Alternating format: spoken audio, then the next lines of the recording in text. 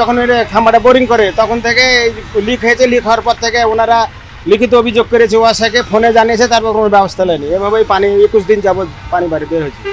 22 দিন 25 দিন যাবত এইভাবে পানিটা একইভাবে বার হতেছে। এই যে রাস্তাগুলা হচ্ছে আবার নষ্ট হয়ে যাচ্ছে, এই যে অবস্থা চলতেছে একইভাবে।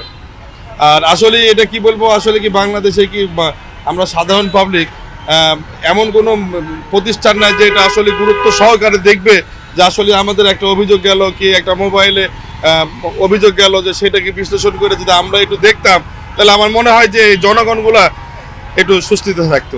এটা আগে থেকে ছিল, অনেক দিন থেকে দেখে আসছি, আমরা ছোটো থেকে দেখে আসছি লাইনে। হ্যাঁ, সবাই ব্যবহার করে, সবাই পানি খায়, উজু করে, রাস্তার মানুষ ব্যবহার করে সবাই।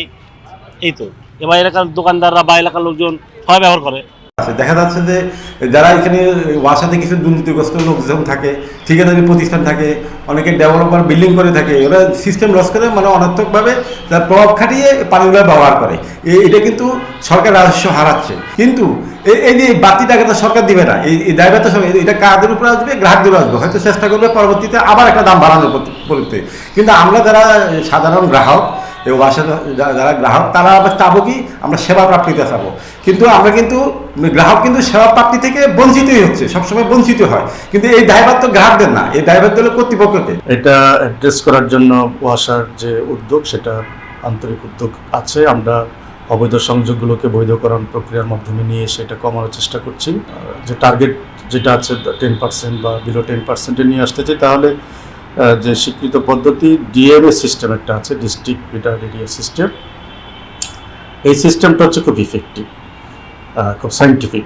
এই কাজটি করার জন্য আমরা অলরেডি ফিজিবিলিটি স্টাডিটা কমপ্লিট করে ফেলেছি, এই যে গত মাসেই কমপ্লিট করেছি। এখন এটি যে পরবর্তী যে ধাপটি আছে, ডিপিপি প্রণয়ন করে সরকারের যথাযথ কর্তৃপক্ষের অনুমোদন নিয়ে বাজেট প্রাপ্তির সাপেক্ষে এই প্রকল্পটি বাস্তবায়ন করতে পারলে একেবারে সিস্টেম লসটা কেন হচ্ছে, কোথায় হচ্ছে, কী কারণে হচ্ছে, সেগুলোকে প্রম্পটলি এবং ইনস্ট্যান্টলি অ্যাড্রেসের মাধ্যমে সিস্টেম লসটাকে একটা মানে যৌক্তিক পর্যায়ে নিয়ে আসা সম্ভব হবে। এই চেষ্টা আমরা করে যাচ্ছি, কাজ করে যাচ্ছি।